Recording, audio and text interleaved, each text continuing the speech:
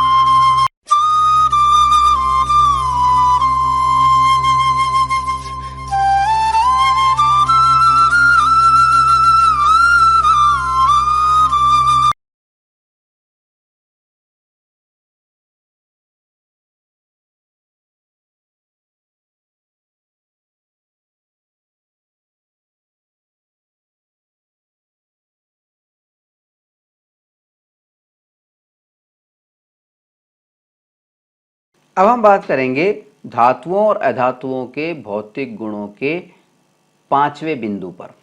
पांचवा बिंदु कौन सा है? पांचवा बिंदु है ध्वनिकता। ध्वनिकता, सोनोरसनेस। सोनोरसनेस, सोनोरसनेस या ध्वनिकता का मतलब क्या होता है?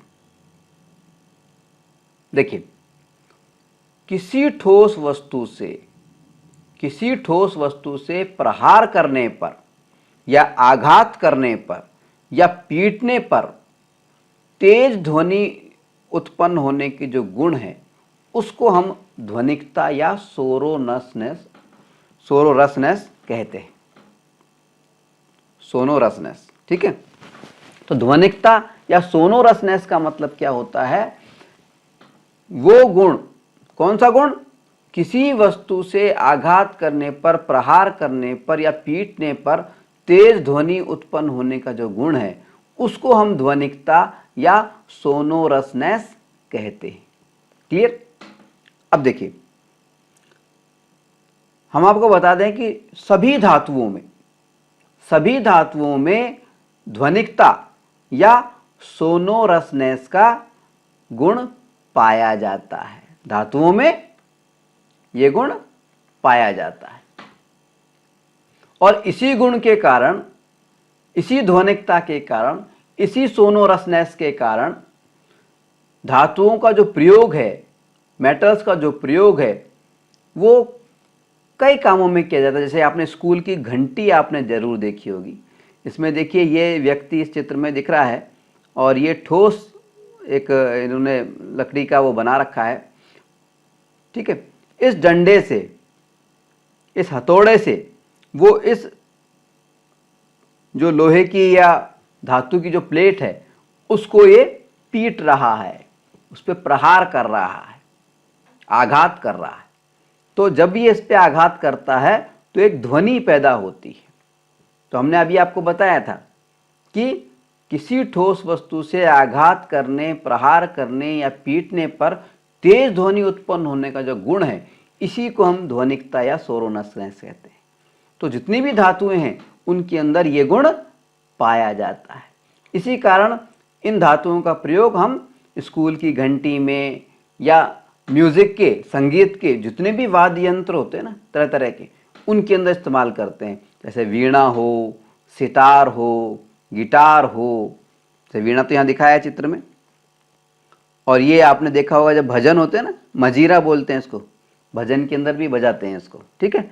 तो जितने भी वाद्य यंत्र हैं उनके अंदर इनका प्रयोग किया जाता है, ठीक है। अच्छा, ये तो बात हुई अब धातुओं की।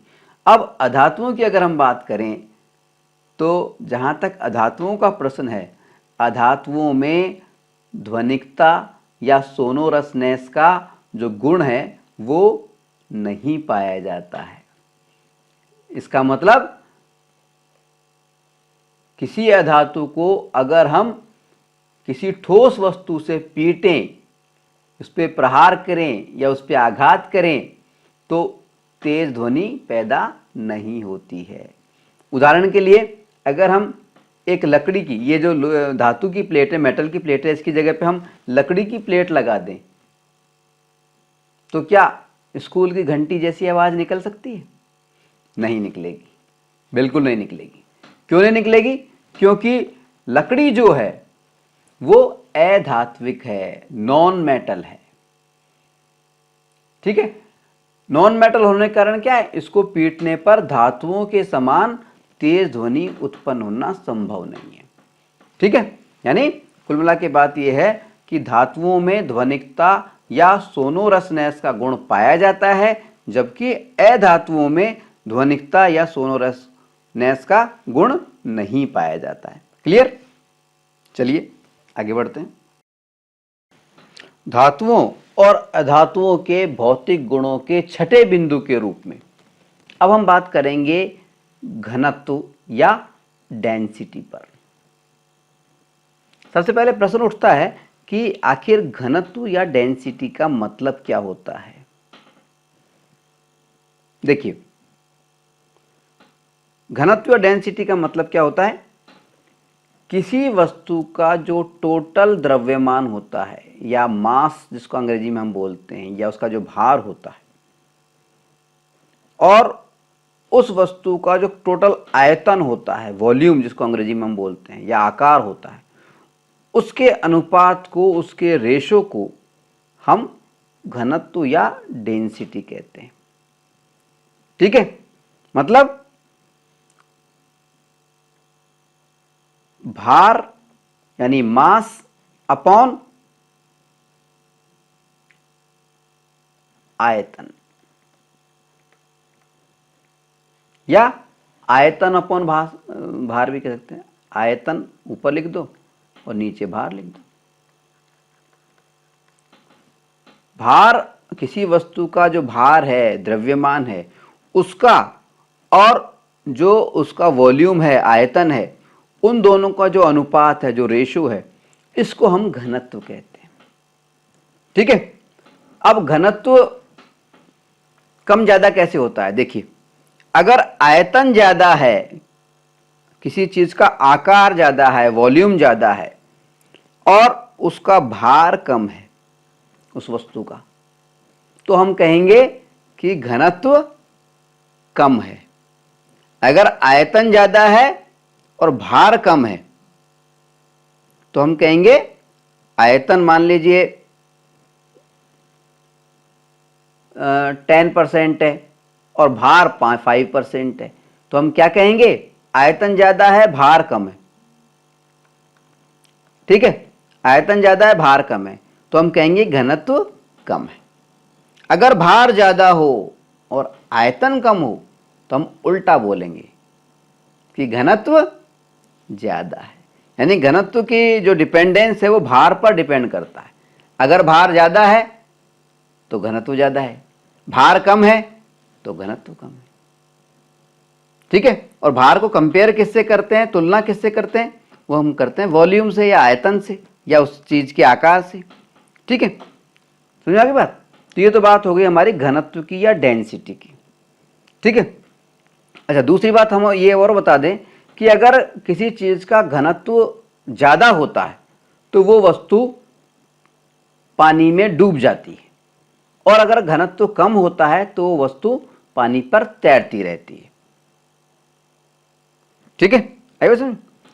अब यहां पे हम आपको बता दें कि अगर हम धातुओं की बात करें, धातुओं की बात करें तो सिर्फ दो धातुओं को छोड़ करके, दो धातुओं को छोड़ करके और अधिकांश जितनी भी धातुएं हैं उनका घनत्व ज्यादा होता है। यानी अगर उनको हम पानी में डालें तो वो पानी में डूब जाती हैं।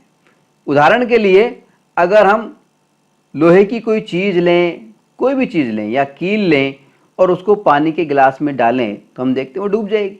तांबे की लें तब भी डूब जाएगी, और किसी धातु की लें तब भी डूब जाएगी। ठीक है, क्लियर। तो धातुओं का घनत्व ज्यादा होता है। ठीक है, इसके दो अपवाद हैं, यानी दो धातुएं ऐसी हैं जिनका घनत्व ज्यादा नहीं होता है, कम होता है, यानी वो पानी में तैरती रहती हैं। वो धातुएं कौन सी हैं दो, वो हैं एक तो है सोडियम और एक है पोटेशियम। सोडियम और पोटेशियम दो ऐसी धातुएं हैं जिनका घनत्व कम होता है। सभी धातुओं का ज्यादा होता है लेकिन सोडियम पोटेशियम का कम होता है।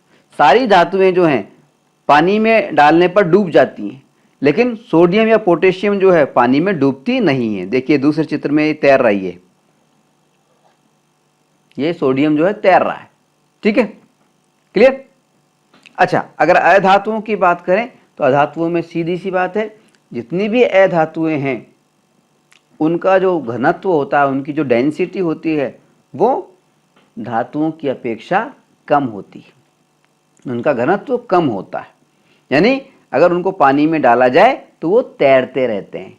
जैसे कि लकड़ी का कोई टुकड़ा हमने डाल दिया, कोयला हमने डाल दिया, कोयला आप डाल के देखिए पानी में तो आप देखेंगे कि कोयला यानी जिसको हम कार्बन बोलते हैं वो पानी में तैरता रहेगा। क्लियर। तो अधातुओं का जो घनत्व होता है वो कम होता है, धातुओं का जो घनत्व होता है वो ज्यादा होता है। क्लियर। चलिए आगे बढ़ते हैं। धातुओं और अधातुओं के भौतिक गुणों के 7वें बिंदु के रूप में अब हम बात करेंगे गलनांक व क्वथनांक पर। गलनांक का मतलब मेल्टिंग पॉइंट और क्वथनांक मतलब बॉइलिंग पॉइंट। सबसे पहले सवाल उठता है कि ये गलनांक यानी मेल्टिंग पॉइंट का क्या मतलब होता है और क्वथनांक यानी बॉइलिंग पॉइंट का क्या मतलब होता है। देखिए, वह तापमान, गलनांक शब्द को देखिए आप, गलनांक यानी गलन वाला अंक, यानी वह तापमान जिस पर कोई पदार्थ गलने लग जाए यानी पिघलने लग जाए, उस तापमान को हम कहते हैं गलनांक या मेल्टिंग पॉइंट। ठीक है, गलनांक का मतलब क्या होता है, वह तापमान, वो टेम्परेचर जिस पर कोई पदार्थ पिघलने लग जाता है, मेल्ट होने लग जाता है। पिघलने को बोलते हैं मेल्ट होना। ठीक है, तो वह तापमान जिस पर कोई पदार्थ पिघलने लग जाता है या मेल्ट होने लग जाता है, उस तापमान को हम कहते हैं मेल्टिंग पॉइंट या गलनांक। क्लियर। ठीक है, इसी तरह से वो तापमान जिस तापमान पर कोई पदार्थ भाप बनने लग जाता है, स्टीम के रूप में बदलने लग जाता है, वाष्प के रूप में बदलने लग जाता है, उस तापमान को हम कहते हैं बॉइलिंग पॉइंट। साफ शब्द से दिख रहा है, बॉयल, वो तापमान जिस पर वो बॉयल होने लग जाए, यानी बॉयल होने का मतलब है जब वो भाप में बनना लग जाए। ठीक है, तो गलनांक का मतलब क्या हुआ, वो तापमान जिस तापमान पर कोई पदार्थ पिघलने लग जाए उसे तो हम कहते हैं गलनांक या मेल्टिंग पॉइंट। और वो तापमान जिस पर कोई पदार्थ भाप बनने लग जाए, स्टीम के रूप में परिवर्तित हो जाए, वाष्प के रूप में परिवर्तित होने लग जाए, वाष्पीकृत होने लग जाता है। वाष्पीकृत होने को बोलते हैं इवोपरेशन। तो जिस तापमान पर कोई पदार्थ इवोपरेट होने लग जाए, वाष्पीकृत होने लग जाए, यानी भाप के रूप में बदलने लग जाए, उस तापमान को हम कहते हैं क्वथनांक या बॉइलिंग पॉइंट। क्लियर? अब देखिए, कुछ धातुओं को छोड़ करके जितने भी धातुएं हैं, कुछ धातुओं को छोड़ करके अधिकांश जितनी भी धातुएं हैं उनका गलनांक यानी मेल्टिंग पॉइंट और क्वथनांक यानी बॉइलिंग पॉइंट काफी हाई होते हैं, काफी उच्च होते हैं। धातुओं के कैसे होते हैं? उच्च होते हैं, काफी हाई होते हैं, बहुत अधिक होते हैं, बहुत ज्यादा होते हैं। ठीक है? जैसे उदाहरण आपकी बुक में भी दे रखा है कि लोहे का जो होता है, लोहे की अगर हम बात करें तो लोहे का जो गलनांक है, मेल्टिंग पॉइंट है, वो है 1593 डिग्री सेल्सियस। यानी जब उसको 1593 डिग्री सेल्सियस का टेम्परेचर दिया जाएगा तब लोहा पिघलता है, उससे पहले नहीं पिघलता है। ठीक है? अब आपके दिमाग में एक सवाल आ रहा होगा, क्योंकि हमने शुरुआत क्या की थी, हमने कहा था कि कुछ धातुओं को छोड़ करके अधिकांश जो धातुएं हैं उनका गलनांक व क्वथनांक, मेल्टिंग पॉइंट और बॉइलिंग पॉइंट हाई होता है, अधिक होता है, उच्च होता है। तो अब सवाल ये उठता है कि वो कुछ धातुएं कौन सी हैं जिनका मेल्टिंग पॉइंट या गलनांक जो होता है वो उच्च नहीं होता है, यानी कम होता है। ठीक है? तो देखिए, 5 ऐसी धातुओं के नाम हम आपको बता रहे हैं जिनका गलनांक कम होता है। ठीक है? ये कौन सी हैं 5 धातुएं? ये है, एक तो है गैलियम। गैलियम आप देख चुके हैं, ग्रे रंग का होता है। ठीक है? जिसको जी से हम लिखते हैं, जी और ए। ठीक है? इसी तरह से सोडियम,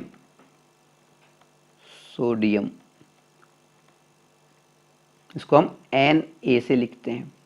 इसी तरह से पोटेशियम,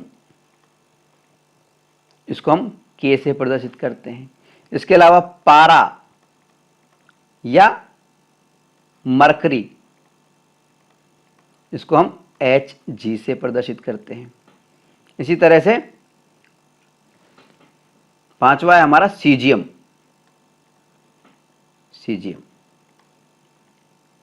तो गैलियम, सोडियम, पोटेशियम, पारा और सीजियम, ये 5 ऐसी धातुएं हैं जिनका गलनांक बेहद कम होता है, मेल्टिंग पॉइंट बेहद कम होता है, यानी ये बहुत कम तापमान पर पिघल जाती हैं। ठीक है? इतने कम तापमान पर पिघल जाती हैं कि अगर इनको हम अपने हथेली पे रखें तो हमारा हथेली का जो टेम्परेचर होता है उस पर ही, उसके टेम्परेचर से ही पिघल जाती हैं। ठीक है? क्लियर? हमने क्या समझाया अभी तक आपको? हमने आपको बताया कि जो धातुएं होती हैं, इन 5 धातुओं को छोड़ करके, गैलियम, सोडियम, पोटेशियम, पारा और सीजियम, इन 5 धातुओं को छोड़ करके जितनी भी धातुएं हैं उन सबका गलनांक और क्वथनांक काफी अधिक होता है। ठीक है? जबकि अगर हम अधातुओं की बात करें, तो अधातुओं में सिर्फ 2 जो अधातु हैं, उनको छोड़ करके बाकी जितनी भी अधातु हैं वो उनका जो गलनांक और क्वथनांक होता है वो बेहद कम होता है। कैसा होता है? कम होता है। अधातुओं का गलनांक व क्वथनांक कैसा होता है? काफी कम होता है। क्लियर? अब सवाल उठता है कि वो कौन सी दो अधातुएं हैं जिनका गलनांक व क्वथनांक कम नहीं होता है?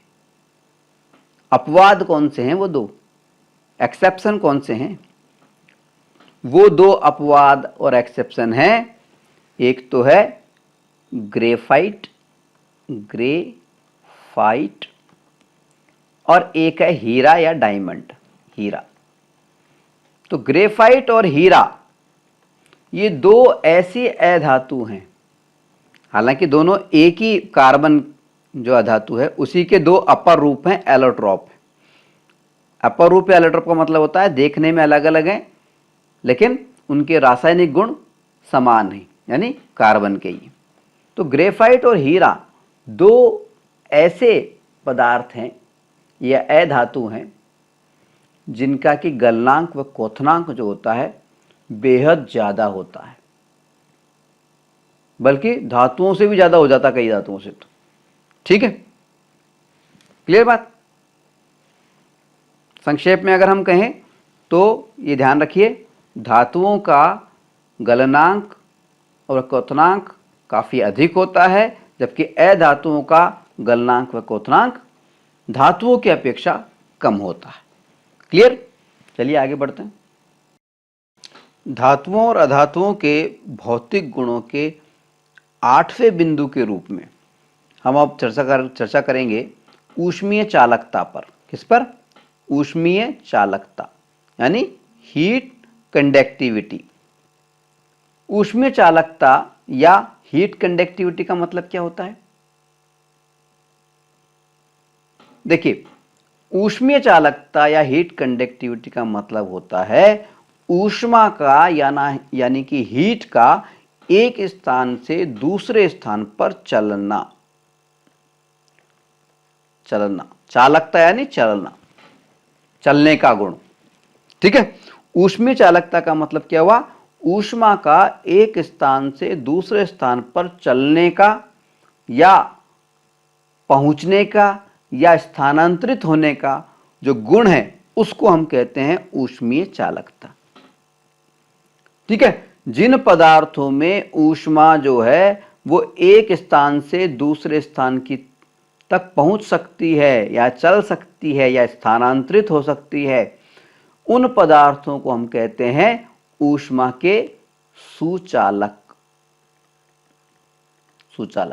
अंग्रेजी में बोलते हैं गुड कंडक्टर ऑफ हीट। सुचालक या गुड कंडक्टर। गुड कंडक्टर होता है ना जैसे बसों में,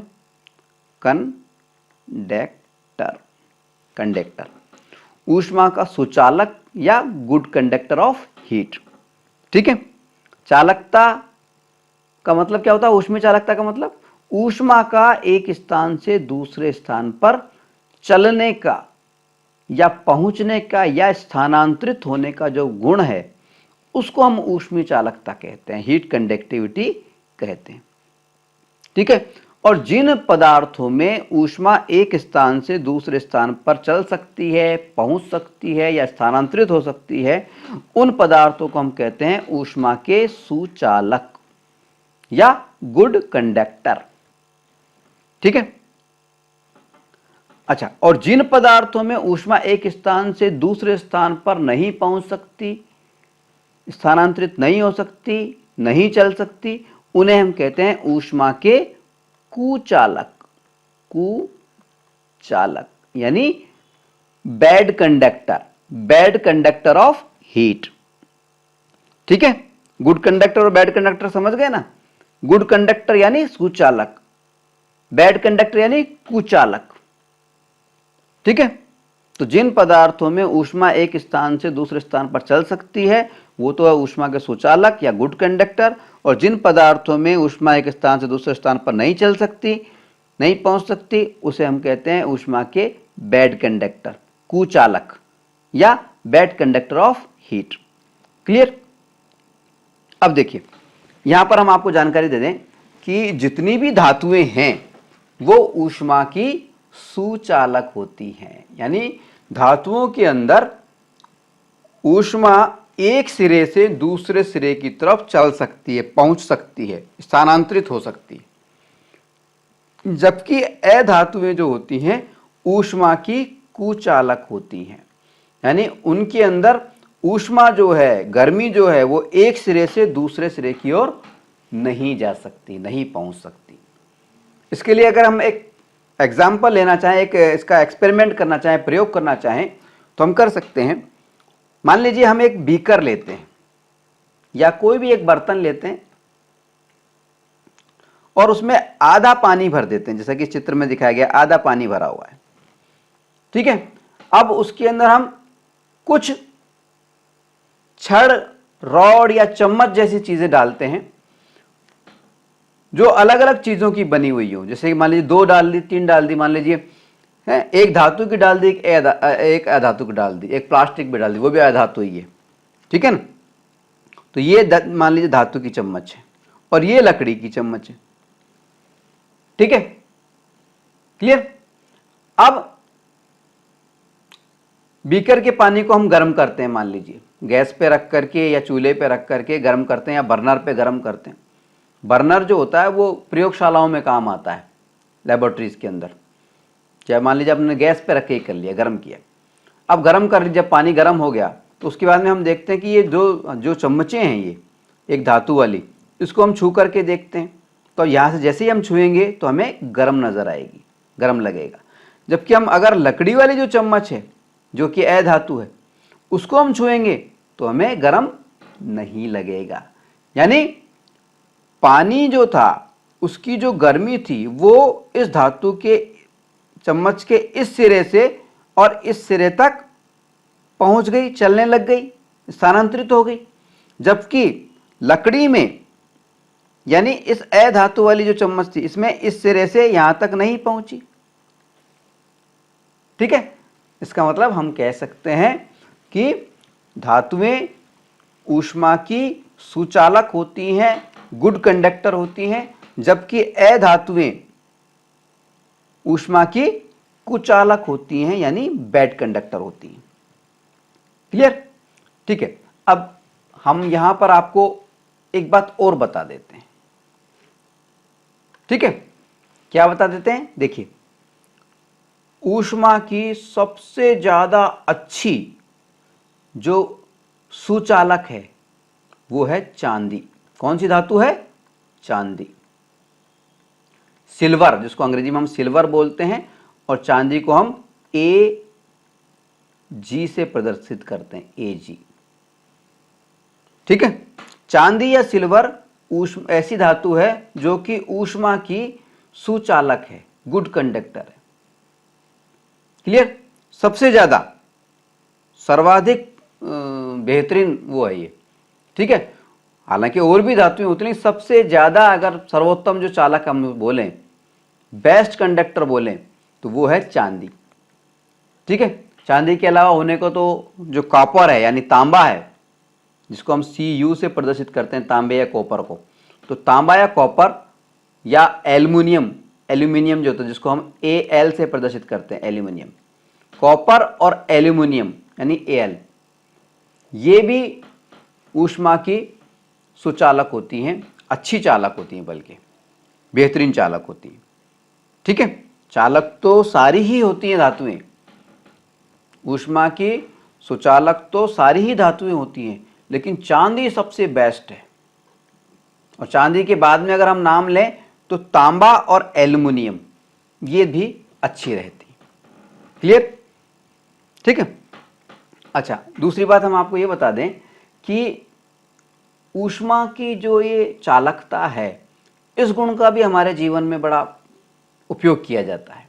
क्या उपयोग किया जाता है, ऊष्मा चालकता या हीट कंडक्टिविटी के गुण को ध्यान में रख करके हमारे दैनिक जीवन में काम आने वाले जो बर्तन होते हैं ना, बर्तन, उन बर्तनों के, आपने देखा होगा कि बर्तन तो धातु का बना हुआ है, कोई लोहे का है, कोई एल्युमिनियम का है, कोई तांबे का है, लेकिन उसको पकड़ने का जो हत्था होता है ना, हत्ता या हैंडल, वो हमेशा अधातु का बना हुआ होता है। वो तो या तो लकड़ी का होता है या प्लास्टिक का होता है कि नहीं होता है? ठीक है ना।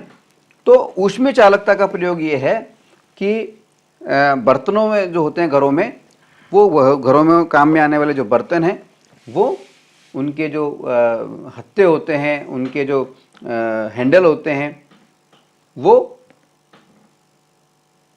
अधात्विक चीज़ों के बनाए जाते हैं, जिसमें प्लास्टिक या लकड़ी प्रमुख है। ठीक है, चलिए आगे बढ़ते हैं। धातुओं और अधातुओं के भौतिक गुणों के नवे बिंदु के रूप में अब हम बात करेंगे विद्युत चालकता पर, इलेक्ट्रिसिटी कंडक्टिविटी पर। ठीक है, अब सबसे पहले सवाल उठता है कि आखिर विद्युत चालकता या इलेक्ट्रिसिटी कंडक्टिविटी का मतलब क्या होता है। देखिए, अभी थोड़ी देर पहले हमने ऊष्मीय चालकता की बात की थी। चालकता या कंडक्टिविटी का मतलब क्या होता है? चालकता या कंडक्टिविटी का मतलब होता है एक स्थान से दूसरे स्थान पर पहुंचने की, स्थानांतरित होने की, चलने की क्षमता। ठीक है, और विद्युत चालकता का मतलब क्या हुआ? इलेक्ट्रिसिटी कंडक्टिविटी का मतलब क्या हुआ? विद्युत का यानी इलेक्ट्रिसिटी का, यानी इसको हम आवेश भी बोलते हैं, आवेश या चार्ज, आवेश या चार्ज। आवेश, और आवेश को अंग्रेजी में हम चार्ज भी कहते हैं, चार्ज। तो विद्युत का मतलब होता है आवेश या चार्ज। ठीक है, तो विद्युत का या इलेक्ट्रिसिटी का या आवेश का, या जिसको हम चार्ज कहते हैं, उसका एक स्थान से, कोई भी एक स्थान, मान लीजिए ए है और ये स्थान है बी, एक स्थान से दूसरे स्थान पर चलने की जो प्रवृत्ति है, चलने का जो गुण है, स्थानांतरित होने की जो क्षमता है, उसको हम कहते हैं विद्युत चालकता, इलेक्ट्रिसिटी कंडक्टिविटी। क्लियर? विद्युत चालकता या इलेक्ट्रिसिटी कंडक्टिविटी का मतलब होता है विद्युत का यानी इलेक्ट्रिसिटी का, आवेश का यानी चार्ज का, एक स्थान से दूसरे स्थान पर पहुंचना, या एक स्थान से दूसरे स्थान पर स्थानांतरित होने की जो क्षमता है, उसको हम कहते हैं विद्युत चालकता या इलेक्ट्रिसिटी कंडक्टिविटी। ठीक है, अब जिन पदार्थों में विद्युत, इलेक्ट्रिसिटी या आवेश या चार्ज एक स्थान से दूसरे स्थान पर चल सकता है, पहुंच सकता है या स्थानांतरित हो सकता है, उन पदार्थों को हम कहते हैं विद्युत के सुचालक। सुचालक यानी सुचालक को अंग्रेजी में बोलते हैं गुड कंडक्टर, गुड कंडक्टर। ठीक है, तो जिन पदार्थों में विद्युत या इलेक्ट्रिसिटी या आवेश या चार्ज एक स्थान से दूसरे स्थान पर पहुंच सकता है, स्थानांतरित हो सकता है, चल सकता है, उन पदार्थों को हम कहते हैं विद्युत के सुचालक, good conductor of electricity. Clear?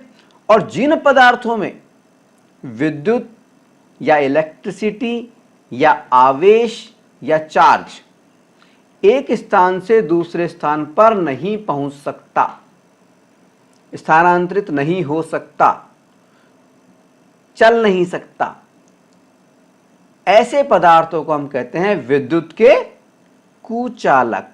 कुचालक यानी bad conductor, bad conductor of electricity. Clear? अब देखिए, ये तो बात हो गई इसके अर्थ की। अब हम आपको बताना चाहेंगे कि जितनी भी धातुएं हैं, जितनी भी धातुएं, वो सभी धातुएं विद्युत की सुचालक होती हैं, सुचालक होती हैं, गुड कंडक्टर होती हैं। ठीक है, अगर हम धातुओं की बात करें तो जितनी भी धातुएं होती हैं, जितनी भी धातुएं होते हैं, जितने भी मेटल्स होते हैं, वे सभी धातुएं, सभी मेटल्स विद्युत की सुचालक होती हैं, यानी गुड कंडक्टर होती हैं। जबकि यदि हम बात करें अधातुओं की, नॉन मेटल्स की, तो सभी अधातुएं सिर्फ एक अधातु को छोड़ करके, सिर्फ एक नॉन मेटल को छोड़ करके सभी अधातुएं, नॉन मेटल्स, जितनी भी नॉन मेटल्स हैं वो सारी की सारी अधातुएं विद्युत की कुचालक होती हैं, बैड कंडक्टर होती हैं, बैड कंडक्टर ऑफ इलेक्ट्रिसिटी होती हैं, विद्युत की कुचालक होती हैं, यानी उनमें विद्युत एक स्थान से दूसरे स्थान पर नहीं पहुंच पाती, स्थानांतरित नहीं हो सकती। ठीक है। अब सवाल ये उठता है कि जब हमने बात की अधातुओं की, और तो हमने कहा आपको कि सिर्फ एक अधातु को छोड़ करके बाकी सारी जितनी भी अधातुएं हैं, नॉन मेटल्स हैं, वो विद्युत की कुचालक होती हैं, बैड कंडक्टर होती हैं। अब सवाल ये उठता है कि ऐसी कौन सी अधातु है, नॉन मेटल है, जो कि धातुओं की तरह विद्युत की सुचालक होती है। भाई अधातुएं ज्यादातर तो कुचालक होती हैं, लेकिन ऐसी कौन सी अधातु है जो कि विद्युत की सुचालक होती है, गुड कंडक्टर होती है? हमारा जवाब है वो अधातु है, वो नॉन मेटल है ग्रेफाइट। ग्रेफाइट, ग्रेफाइट का जिक्र हम पहले भी 2 बार कर चुके हैं। ग्रेफाइट क्या है?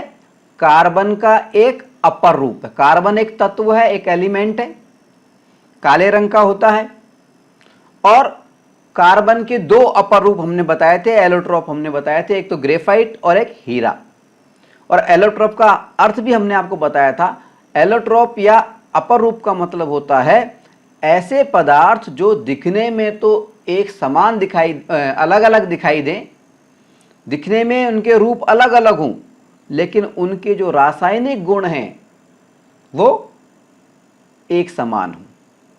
जैसे हीरा और ग्रेफाइट दिखने में दोनों अलग अलग दिखाई देते हैं, लेकिन वो होते कार्बन ही हैं। अगर उनसे कोई केमिकल रिएक्शन करवाई जाए, रासायनिक अभिक्रिया करवाई जाए, तो वो कार्बन की तरह अपना व्यवहार करते हैं। ठीक है, क्लियर?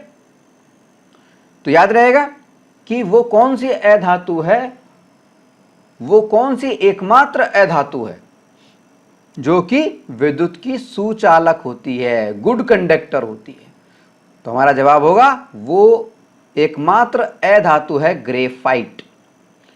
और इसी कारण से, इसी अपवाद के कारण ग्रेफाइट का प्रयोग जो है, अधातु है उसके बावजूद भी टॉर्च में जो सेल लगाते हैं हम लोग, या गाड़ियों में जो बैटरी लगती है, कभी सेल को तोड़ के देखा है? टॉर्च में लगे हुए बैटरी को तोड़ के देखा है? जब आप तोड़ के देखेंगे तो उसमें आपको एक इतनी लंबी पतली सी एक छड़ दिखाई देगी, एक रॉड दिखाई देगी, जिसके ऊपर टोपी पर वो जो तांबे का सा वो लगा रहता है ना, तांबे की कैप लगी रहती है। तो ये जो छड़ होती है ये होती है ग्रेफाइट की। ठीक है, क्लियर? याद रहेगा कि सभी धातुएं, जितनी भी मेटल्स हैं, वो सब की सब विद्युत की सुचालक होती हैं, गुड कंडक्टर होती हैं, लेकिन जितनी भी अधातुएं हैं वो विद्युत की कुचालक होती हैं, बैड कंडक्टर होती हैं। लेकिन इसमें एक अपवाद है, एक एक्सेप्शन है। एक अधातु ऐसी है जो कि विद्युत की सुचालक होती है, गुड कंडक्टर होती है, और उस अधातु का नाम है ग्रेफाइट, जो कि कार्बन का एक अपर रूप है, एलोट्रोप है। क्लियर?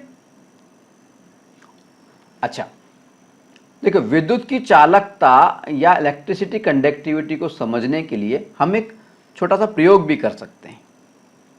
प्रयोग क्या कहें?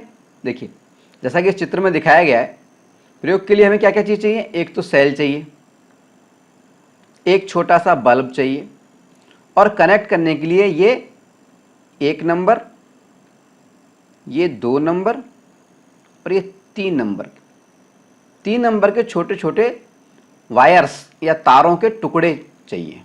ठीक है, इस तरह से उनको हम जमा देते हैं। और ये तीसरे नंबर का जो तार है ये वाला, और दूसरे नंबर का जो ये तार है, इन दोनों को आपस में जोड़ते नहीं है, हम इसको बीच में से खुला छोड़ देते हैं। ठीक है, क्लियर। इसके बाद में हम क्या करते हैं कि ये जो टूटा हुआ भाग है, इस हिस्से पर पहले तो हम एक कोई भी अधातु, चाहे लकड़ी हो चाहे कोई भी अधातु हो, उसकी रॉड को या उसकी छोटी सी छड़ को या उसको हम किसी भी तरह से उसके रूप को हम यहां पर टच करते हैं। जैसे मान लीजिए लकड़ी को हमने टच किया और फिर हम देखते हैं कि क्या यहां पर बल्ब जो है लगा हुआ वो जला या नहीं जला। ठीक है, यानी सर्किट पूरा, ये इसको हम बोलते हैं परिपथ या सर्किट, विद्युत परिपथ। क्या बोलते हैं? विद्युत परिपथ या सर्किट। एक फिल्म आई थी, उसमें आपने एक नाम सुना होगा, सर्किट। ये है सर्किट। ठीक है, सेल लगा हुआ है, बीच में तार जुड़े हुए हैं, बल्ब लगा हुआ है और ये आपस में जुड़े हुए हैं, इसको सर्किट बोलते हैं, विद्युत परिपथ। लेकिन ये टूटा हुआ विद्युत परिपथ हमने बनाया है, यहाँ पे दोनों तारों को हमने जोड़ा नहीं है। और जोड़ने के लिए हम जो प्रयोग कर रहे हैं उसमें क्या कर रहे हैं, ये टूटे हुए स्थान के ऊपर हम कभी तो लकड़ी वाली कोई चीज़ लगा रहे हैं या कोई भी अधातु लगा रहे हैं, और कभी हम धातु लगा रहे हैं, यानी धातु की कील लगा रहे हैं। ठीक है, तो हम क्या देखते हैं कि जब भी, जैसे ही हम धातु की कील लगाते हैं यहाँ पर, तब तो ये बल्ब जल जाता है। ठीक है, लेकिन अगर यहाँ पे हम लकड़ी की कील लगाते हैं या कोई लकड़ी लगाते हैं या कोई माचिस की तीली लगा देते हैं मान लीजिए, तो ये बल्ब नहीं जलता है। इसका मतलब क्या हुआ कि जब हम यहाँ पर किसी भी धातु की कोई भी कील या छड़ लगाते हैं तो यहाँ पे जो आवेश है, सेल से जो बिजली आ रही है, इलेक्ट्रिसिटी आ रही है या आवेश या चार्ज आ रहा है इस ए पॉइंट से, और ये दूसरा पॉइंट है बी, ए पॉइंट से बी पॉइंट की ओर जाता है। अगर धातु की हम कील लगाते हैं तो ये जो चार्ज है ए पॉइंट से बी पॉइंट की ओर चला जाता है और यूं आगे बढ़ जाता है और बल्ब जल जाता है। ठीक है, लेकिन अगर हम लकड़ी के लगाते हैं तो ये चार्ज ए पॉइंट से बी पॉइंट की ओर नहीं जाता है, यहीं रुक जाता है, इस वजह से ये बल्ब नहीं जल पाता है। इस प्रयोग से, इस एक्सपेरिमेंट से ये सिद्ध होता है कि जो धातुएं होती हैं वो विद्युत की सुचालक होती हैं, इलेक्ट्रिसिटी की गुड कंडक्टर होती हैं, जबकि अधातुएं यानी लकड़ी वगैरह, ये जो अधातुएं हैं वो विद्युत की, इलेक्ट्रिसिटी की कुचालक होती हैं, यानी बैड कंडक्टर होती हैं। क्लियर? अच्छा, अब यहां पे हम आपको एक बात और बता दें कि चांदी जो होती है ना, चांदी जिसको हम सिल्वर भी बोलते हैं और विज्ञान की भाषा में Ag से प्रदर्शित करते हैं। ठीक है, तो चांदी, सिल्वर या Ag जो होती है ये इलेक्ट्रिसिटी की सर्वोत्तम चालक होती है, बेस्ट कंडक्टर होती है, यानी सबसे ज्यादा सुचालक होती है। क्लियर? अब चांदी के अलावा और भी कई धातुएं हैं, हालांकि सभी धातुएं सुचालक होती हैं, लेकिन बेस्ट की बात हो रही है। बेस्ट सुचालक जो है, सर्वोत्तम जो सुचालक है वो है चांदी। चांदी के अलावा अगर उसकी श्रेणियां हम बनाएं तो तांबा यानी कॉपर, जिसको हम Cu से प्रदर्शित करते हैं विज्ञान की भाषा में, तो कॉपर और एल्यूमिनियम,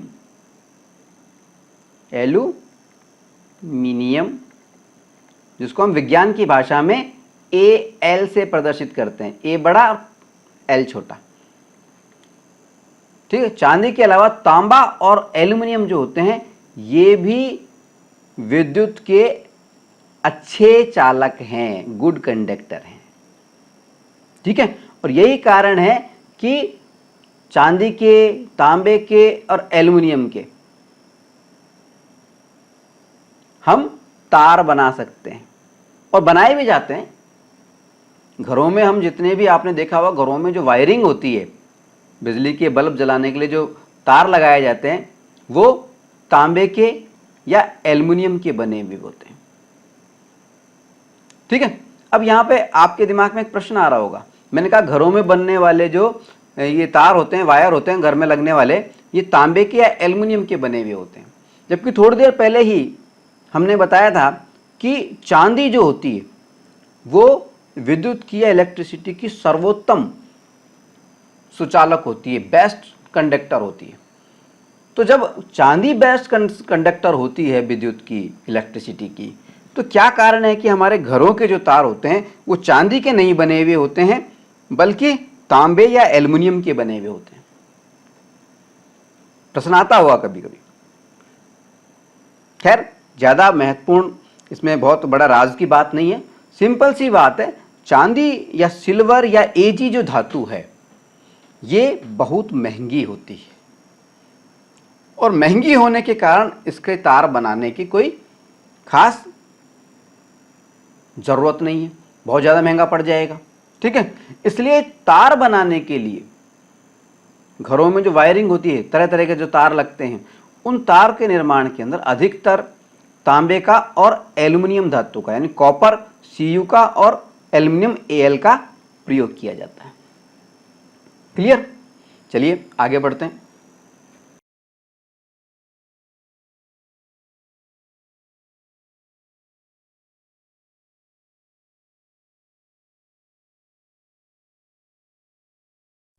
जनगण मन अधिनायक जय हे भारत भाग्य विधाता। पंजाब सिंध गुजरात मराठा द्राविड उत्कल बंगा। विंध्य हिमाचल यमुना गंगा उच्चल जलधि तरंगा। तव शुभ नामे जागे तव शुभ आशीष मागे। गाहे तव जय गाथा जन गण मंगलदायक जय हे भारत भाग्य विधाता। जय हे जय हे जय हे जय जय जय जय हे।